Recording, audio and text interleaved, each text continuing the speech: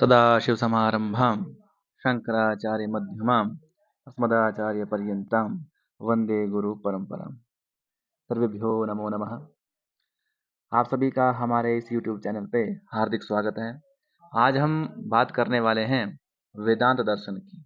वेदांत दर्शन में भी अद्वैत वेदांत की। हमारा जो वर्तमान में जो हमारी स्थिति है वह बहुत बिगड़ चुकी है।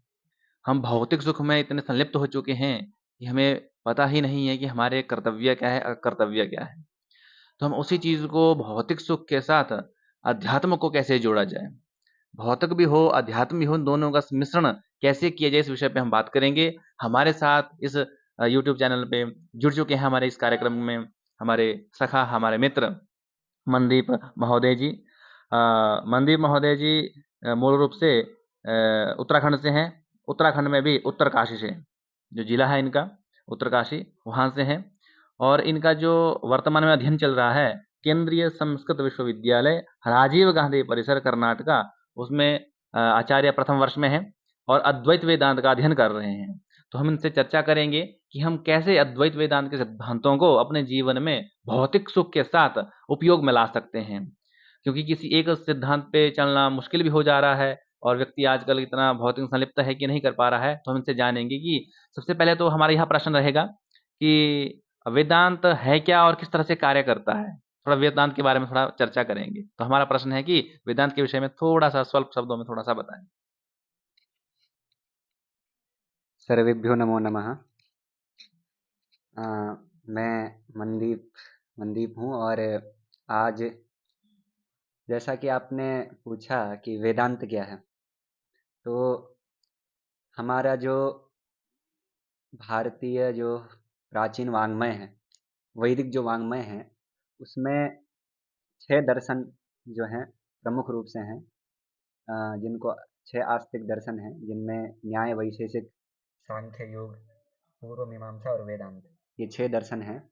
और इन 6 दर्शनों में से भी जो अत्युत्तम दर्शन है, दर्शनीयतम जो दर्शन है, वो वेदांत दर्शन है।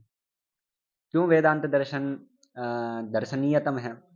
क्योंकि वेदांत शब्द की यदि हम निष्पत्ति को देखेंगे तो अ, वेदस्य अंतः वेदांत है। वेद के 4 भाग हैं, एक संहिता, दूसरा आरण्यक, दूसरा ब्राह्मण, तीसरा आरण्यक और चौथा उपनिषद। तो जो सबसे अंतिम जो भाग है वो उपनिषद है, और उपनिषद को ही वेदांत कहते हैं। तो वेदों का अंतिम भाग होने से इसको वेदांत कहा जाता है। तो ये एक दर्शन है, और दर्शन की एक अपनी एक पद्धति होती है, एक रीति होती है किसी चीज़ को व्यक्त करने के लिए। किसी विषय पर विचार देने के लिए उसकी एक रीति होती है। कुछ प्रमाण स्वीकार करता है, कुछ वो लक्षण स्वीकार करता है, उसके अनुसार वो जो है अपनी बात करता है, एक पद्धति के अनुसार। सभी दर्शनों की अपनी अपनी एक विशिष्ट पद्धति है। वैसे ही वेदांत, अद्वैत वेदांत, वेदांत में भी कई सारे वेदांत हैं, जैसे द्वैत, द्वैताद्वैत, विशिष्टाद्वैत, शुद्धाद्वैत और अद्वैत। तो अद्वैत वेदांत की भी एक अपनी रीति है। जितने भी वेदांत मतलब वेदों का अंतिम भाग मैंने बताया भी आपको, वेदांत है, उपनिषद है। तो जितने भी उपनिषद वाक्य हैं, उन सभी का तात्पर्य किस चीज़ में है, उस पर वेदांत दर्शन का मुख्य विचार है। वैसे तो अन्य विचार भी, मुख्य विचार वही है कि उपनिषदों का अंतिम तात्पर्य किस चीज़ में है, क्या बताना चाहते हैं उपनिषद। तो जीव और ब्रह्म, एक जीव होता है और एक ब्रह्म होता है। सामान्य रूप से हम जीव को पृथक मानते हैं लोक में, और ब्रह्म को पृथक मानते हैं। ब्रह्म मतलब परमात्मा, ईश्वर, ऐसे रूप से हम देखते हैं। जीव मतलब हम सभी जीव, प्रत्येक शरीर में जो आत्मा है उसको जीव कहते हैं। तो हमारा जो सामान्य, जो हमारा मतलब ज्ञान है, या सामान्य जो हमारी जानकारी है, उसके अनुसार हम यही कहते हैं कि जीव तो जीव ही है और परमात्मा परमात्मा ही है। कभी जीव परमात्मा नहीं बन सकता। परंतु अद्वैत वेदांत के अनुसार यदि हम देखेंगे तो उपनिषदों का अंतिम तात्पर्य क्या है? जीव और ब्रह्म की एकता। जीव और ब्रह्म भिन्न भिन्न नहीं है, जैसा कि हम मानते आ रहे हैं कि ब्रह्म अलग है, हमें उसकी पूजा करनी चाहिए, सर्वशक्तिमान है, सर्वज्ञ है, इत्यादि गुणों से युक्त है वो परमात्मा, इसलिए हमें उसकी पूजा इत्यादि करनी चाहिए, करनी भी चाहिए। परंतु कभी जीव परमात्मा नहीं बन सकता, ऐसा भी हमारा एक आग्रह रहता है सामान्य रूप से। परंतु वेदांत इस आग्रह को खंडित करते हुए कहता है कि जीव और ब्रह्म एक ही है। इसके लिए 4 मुख्य रूप से महावाक्य हैं। 4 वेद हैं, तो 4 वेदों के उपनिषदों से 4 महावाक्य वेदांत में प्रमुख रूप से लिए जाते हैं। जैसे अहम ब्रह्मास्मि, तत्त्वमसि, प्रज्ञानम ब्रह्म, अयम आत्मा ब्रह्म। तत्त्वमसि, तत् मतलब वह जो परमात्मा है वो तुम ही हो। ये सामान्य रूप से मैं बता रहा हूँ। वैसे तो इसका विचार करेंगे तो बहुत ही एक एक वाक्य में बहुत विचार हो सकता है, परंतु सामान्य रूप से कहें तो वो जो ब्रह्म है वो तुम ही हो। आप जीव जो है वो ब्रह्म ही है, आप उससे पृथक नहीं हो। ये एक वाक्य ने कह दिया। दूसरा अहम ब्रह्मास्मि, मैं ही ब्रह्म हूँ। और फिर है कि प्रज्ञानम ब्रह्म, प्रज्ञानम मतलब जो प्रज्ञान है, जो चेतना है, चैतन्य जो हमारे अंदर है वो ब्रह्म ही है, मतलब जीव ब्रह्म है। और अयम आत्मा ब्रह्म, इसमें तो साफ साफ ही कह रहे हैं कि जो ये आत्मा ये ब्रह्म है। तो मतलब जीव और ब्रह्म की एकता का प्रतिपादन जो है मुख्य रूप से अद्वैत वेदांत दर्शन करता है। ये मैं ये संक्षिप्त रूप से अगर हम वेदांत के विषय में बताएंगे तो ऐसा कह सकते बहुत बढ़िया। जैसा कि आप लोगों ने सुना कि जो हम में ही ब्रह्म है, लेकिन फिर भी हम हैं। हम जो ही है, ब्रह्म है, हाँ, हम में नहीं है। हम ही ब्रह्म है, यह कह सकते हैं। तो जब हम ही ब्रह्म है, तो हम क्यों फिर बाहर के भौतिक विलाप में संलिप्त हो रहे हैं? क्यों उसमें पड़े हुए हैं? हम अपने अंदर के जो हम में जो ब्रह्म है या हम जो ब्रह्म रूप है, हम उसको क्यों नहीं जान पा रहे हैं? तो इसी बात को अगर हम थोड़ा-सा फिर से इनसे पूछेंगे कि जो भौतिक सुख के साथ हम अपने आप को कैसे जानें और कैसे पहचानें और कैसे हम अपने आप को जो है इस जो भी सृष्टि में परिवर्तन आया है, इस धरती पे परिवर्तन आया है, उस परिवर्तन के साथ-साथ अध्यात्म के साथ कैसे हम उसका तालमेल बिठाएँ? थोड़ा हम इस विषय में आपको बताएँगे तो बहुत कृपा होगी। हैं जी। तो जैसे आप कह रहे हैं कि जो भौतिक जो हमारा जो आजकल वातावरण चल रहा है, इसका हम जो है आध्यात्मिकता की ओर कैसे बढ़ सकते हैं। तो जैसे अभी आपने भी कहा कि हम अपने स्वरूप को भूल गए हैं, अभी हम ही ब्रह्म है पर हम अपने आप को ब्रह्म नहीं मान रहे हैं। तो जो हमारा समाज है, वर्तमान का जो समाज है, वो कहता है कि तुम कुछ नहीं कर सकते, तुम अकेले हो, मतलब तुम्हें कुछ करना है तो तुम्हें किसी की सहायता करनी लेनी पड़ेगी, ऐसा ऐसा करके बोलता है आज का समाज। इस कारण से जो है आज के समाज में देखते भी हैं हम, तो बहुत सारा जो है बहुत सारे जो आज के युवा हैं वो बहुत सारे नशों की ओर भी प्रेरित होते हैं और डिप्रेशन में जा रहे हैं, अवसादग्रस्त हो रहे हैं। ये क्यों हो रहा है? आज के समाज के कारण हो रहा है, क्योंकि आज के समाज में ऐसा ही जो है माहौल जो है रच दिया गया है आज के समाज में। परंतु ये कहता है कि तुम अकेले हो आज का समाज, परंतु उपनिषद कहता है कि तुम अकेले ही काफी हो। तुम अकेले ही काफी हो, तुम्हें किसी और की जरूरत नहीं है, तुम अकेले ही काफी हो। तुम अकेले ही चल करके जो है परिवर्तन ला सकते हो अपने जीवन में भी और संपूर्ण मानव समाज के भी जीवन में भी। जैसे हम स्वामी विवेकानंद जी को देखेंगे, तो अकेले थे, उनके पास कुछ नहीं था, पर उन्होंने अकेले रह करके भी जो है विदेश में जा करके भारत की ख्याति वहाँ पर अपने जो उन्होंने भाषण दिया था, उनको केवल 2 मिनट का समय दिया गया था वहाँ पर बोलने के लिए, पर वो 2 घंटे बोल गए और उनको पता नहीं चला। इतना उनके मतलब वाणी में इतना प्रभाव था। तो प्रभाव कहाँ से आया? ये जो हमारे जो प्राचीन जो शास्त्र हैं, वेदादि शास्त्र हैं, वेदांत दर्शन है, उसको ही पढ़ने से उनके वाणी में इतना प्रभाव आया। तो हमारा शास्त्र कहता है कि तुम अकेले ही काफी हो, और आज का जो युग जो समाज है वो कहता है कि तुम अकेले हो, तुम कुछ नहीं कर सकते हो, ऐसा कहता है और मोटिवेशन देते रहते हैं बिन बात का। परंतु वास्तविक जो आपका जो मोटिवेशन है वो आपके अंदर से आएगा।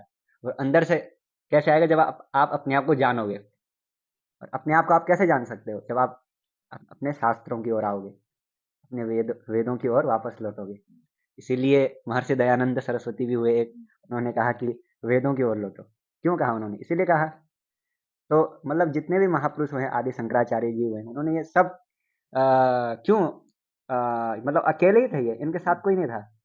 चाहे विवेकानंद जी हों, महर्षि दयानंद हों, चाहे आदि शंकराचार्य जी हों, अकेले थे, उनके साथ कोई और तो था नहीं ना कि उनके सारा ग्रुप उनके साथ चल रहे हैं। अकेले थे, पर अकेले ही उन्होंने जो है सारे भारत में परिवर्तन ला दिया, सारे विश्व में परिवर्तन ला दिया। तो ये हमारा शास्त्र में सिखाता है कि तुम अकेले ही काफी हो, तुम्हें किसी और की आवश्यकता नहीं है। और की आवश्यकता तो है, परंतु कुछ मतलब सकारात्मक काम करने के लिए आप अन्य की भी सहायता ले सकते हैं। पर ये नहीं कि आप अन्य के ही भरोसे बैठ जाओ, ऐसा नहीं होना चाहिए। तो ये एक आज का भौतिक जीवन है। और हमारा शास्त्र कैसे, अगर आप शास्त्र की ओर नहीं आओगे, भौतिक ही जीवन में रह जाओगे, तो आप ऐसा ही आपकी दशा हो जाएगी। तो ये भी एक है। और एक उदाहरण मैं दूं तो एक राजा हुए भर्तृहरि जी। उन्होंने 3 शतकों की रचना की, आपको पता ही है। नीति शतक, श्रृंगार शतक और वैराग्य शतक। तो वो पहले बहुत, वो उनकी एक पत्नी थी, वो उनसे बहुत प्रेम करते थे। तो राजा तो आपको पता ही होते हैं, राजा के बाद पूरा वैभव होता है है ना? भोग विलास में भी रत रहते हैं राजा। तो ऐसा राजा थे वो, उनके पास बहुत सारा धन था, संपत्ति थी, तो उसका वो भोग कर रहे थे और अपनी पत्नी के लिए वो सब मतलब दे रहे थे, सुविधाएं भी दे रहे थे। तो मतलब एक आम व्यक्ति अपनी पत्नी को कितनी सुविधाएं देता है, उससे भी कई गुना ज़्यादा दे रहे थे। तो इतना प्रेम करते थे वो अपनी पत्नी से। पर उन्होंने देखा कि उनकी पत्नी जो है किसी और से प्रेम में लगी हुई है, किसी और से प्रेम करती है।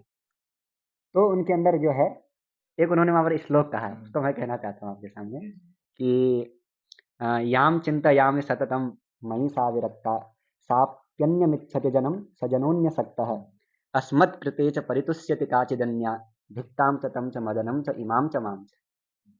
ऐसा कह दिया कि इसका मैं अगर मतलब बताऊंगा तो कि याम चिंतयामि सततम, जिसके विषय में मैं सततम मतलब निरंतर जिसके विषय में विचार कर रहा था, अपनी पत्नी के विषय में, मयि सा विरक्ता, उसको मुझ में कोई इंटरेस्ट नहीं है, मुझ में कोई उसका मतलब आसक्ति नहीं है उसका।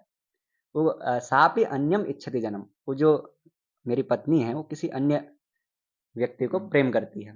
सजनोन्य सकता है, और वो जिससे वो प्रेम करते वो किसी और से प्रेम करता है। और सजनोन्य सकता है अस्मत् कृते च परितुष्यति काचिदन्या, और मेरे लिए कोई और ही स्त्री जो है मेरे से प्रेम करती है।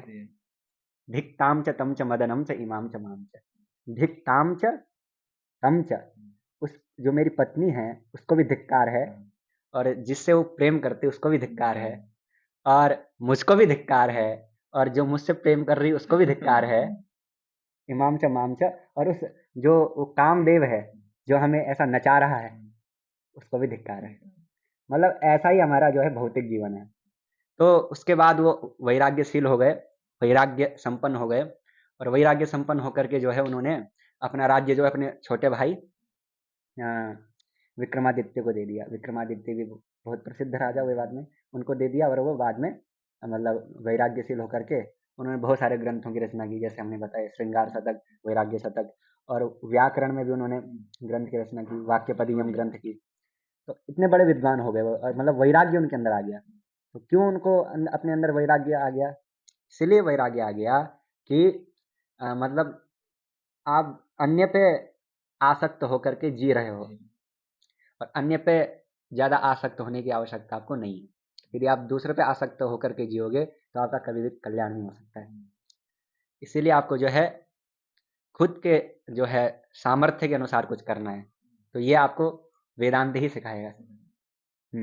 और आजकल का व्यक्ति कैसा है, कैसी उसकी दशा हो रखी है, उसके लिए भी उन्होंने एक श्लोक लिखा है, तो मैं आपके सामने प्रस्तुत करना चाहूँगा कि कृशः काणः खञ्जः श्रवणरहितः पुच्छविकलो व्रणी पूयक्लिन्नः कृमिकुलशतैः आवृततनुः क्षुधाक्षामो जीर्णः पिठरककपालार्पितगलः सुनीमन्वेति स्वा हतमपि च हन्तेव मदनः।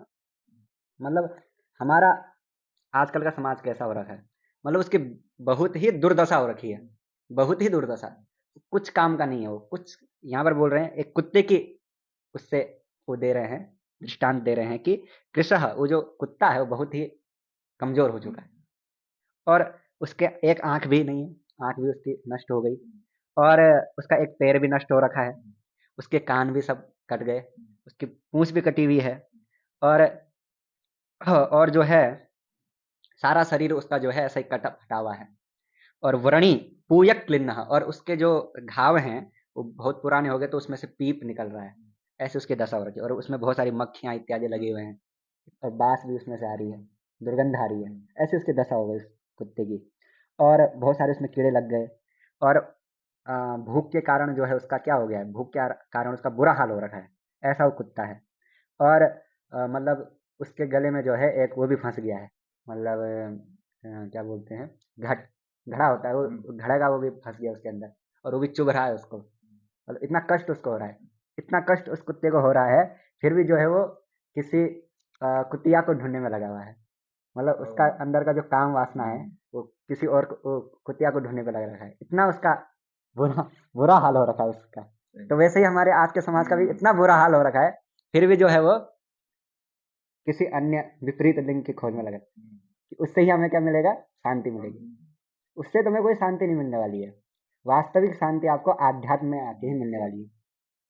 तो ऐसा हमारा भौतिक जीवन का, जैसे इस कुत्ते की हालत है, वैसे ही हमारे भौतिक समाज की भी हालत हो रखी है, एकदम दुर्दशा हो रखी है, फिर भी वो काम वासना में चला गया, मतलब काम कई प्रकार का हो सकता है, तो उसमें वो लग रखा है। तो ऐसा दशा हो रखी है, और इस दशा से तभी हम मुक्त हो सकते हैं जब हम हमारे वेदांत आदि शास्त्रों का अध्ययन करें, तभी जा करके जो है जब आपको अपना सुख स्वरूप, सत्यम ज्ञानम अनंतम ब्रह्म, वो जो ब्रह्म है, सत्य स्वरूप है, ज्ञान स्वरूप है और आनंद स्वरूप, तो आप ही आनंद स्वरूप है, आपको कहीं बाहर से आनंद लेने की जरूरत नहीं है, आप स्वयं ही आनंद स्वरूप हो, ऐसा हमारा उपनिषद कहते हैं। तो अगर आप आध्यात्मिकता को लाओगे अपने भौतिक जीवन में, तो आपका भौतिक जीवन भी सुदृढ़ हो जाएगा। आपकी मतलब दो प्रकार की उन्नति होती है, एक अभ्युदय और निश्रेयस, एक भौतिक उन्नति और एक पारमार्थिक। तो दोनों ही उन्नतियां आपकी हो जाएंगी जब आप अपने शास्त्र को अपने साथ लाएंगे, नहीं तो एक भी उन्नति ढंग से नहीं हो पाएगी। तो ऐसा समन्वय कर सकते हैं। बिल्कुल। बहुत बहुत धन्यवाद आपका। और जैसा कि आप सबने सुना इनकी वाणी को, बहुत ही अच्छे तरीके से इन्होंने समझाया और एक कथा के माध्यम से भी इन्होंने समझाया कि हम कैसे भौतिक और आध्यात्म का मिश्रण कर सकते हैं, क्योंकि अकेला भौतिक सुख ही हमें जो है संपूर्ण रूप से हमारे चित्त के लिए सुख स्वरूप नहीं हो सकता। हमें उसका अध्यात्म का साथ लेना ही पड़ेगा। बाहरी सुख के लिए भौतिक काम कर सकता है, लेकिन आंतरिक जो सुख है उसको प्राप्त करने के लिए हमें अध्यात्म का साथ लेना ही पड़ेगा। और वो कैसे मिलेगा? वो हमें संस्कृत पढ़ करके, वो हमें शास्त्र पढ़ करके, वो हमें वेदांत पढ़ करके, वो हमें अद्वैत वेदांत पढ़ करके जो है मिल सकता है।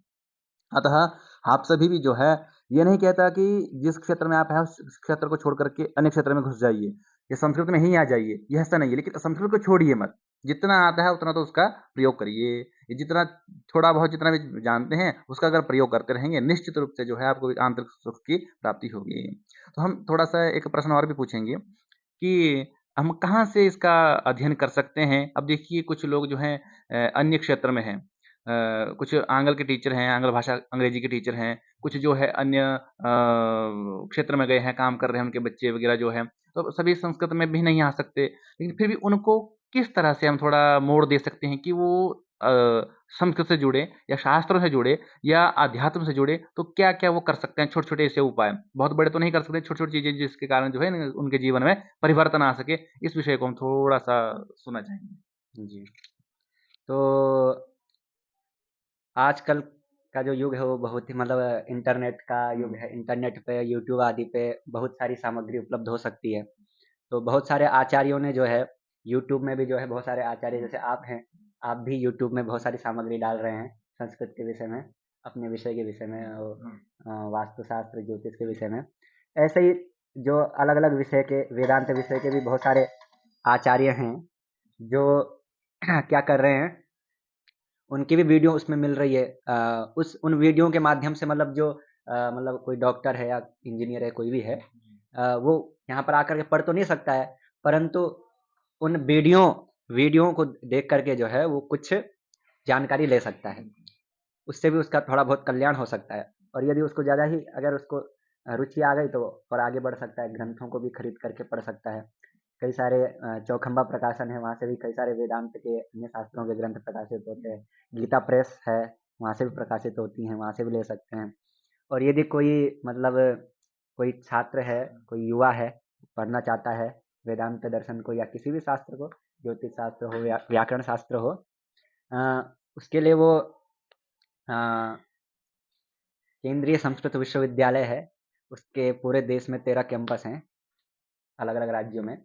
वहाँ पर जा कर के वो एडमिशन ले सकते हैं, मतलब वहाँ पर प्रवेश ले सकते हैं। और बीएचयू में भी संस्कृत का अध्ययन होता है, वहाँ पर भी जा सकते हैं।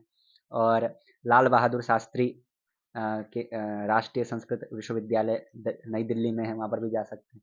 ऐसे अलग-अलग राज्यों के भी अलग-अलग संस्कृत विश्वविद्यालय हैं, जहाँ पर जा कर के आप शास्त्रों का अध्ययन कर सकते हैं और वहाँ के आचार्यों से मिल कर के भी आप जो है जानकारी ले सकते हैं उसके विषय में। तो माध्यम से कर सकते हैं। बहुत-बहुत धन्यवाद आपका। देखिए, आप लोगों ने जिस तरह से सुना कि आपके बच्चे या आप किस तरह से संस्कृत और शास्त्रों का अध्ययन कर सकते हैं, छोटी-छोटी चीज़ों से, इंटरनेट से, यूट्यूब से। और अगर आपके कोई रिलेटिव पढ़ने वाला, कोई बच्चा छात्र है जो जाना चाहता है संस्कृत की लाइन में, उसमें भी अगर अद्वैत वेदांत या वेदांत में, तो कैंपसों के नाम कुछ बताए इन्होंने, कुछ यूनिवर्सिटियों के नाम, तो वहाँ पे हम जा सकते हैं, वहाँ पे अध्ययन कर सकते हैं। इसी तरह अगर आपका भी कोई प्रश्न है भौतिक सुख, अध्यात्म से इत्यादि से कुछ भी अगर वेदांत से संबंधित कोई प्रश्न है, तो निश्चित रूप से हमारे कमेंट बॉक्स में करिए। नेक्स्ट वीडियो में हम इनको फिर से आग्रह करेंगे इनको फिर से निवेदन करेंगे इनसे कि हमारे इस यूट्यूब चैनल पे जो आपके कमेंट हैं, जो आपके विचार हैं, उनका थोड़ा शमन करें। जो आपके प्रश्न होंगे, उनका शमन किया जाएगा। तो आज के लिए बस इतना ही।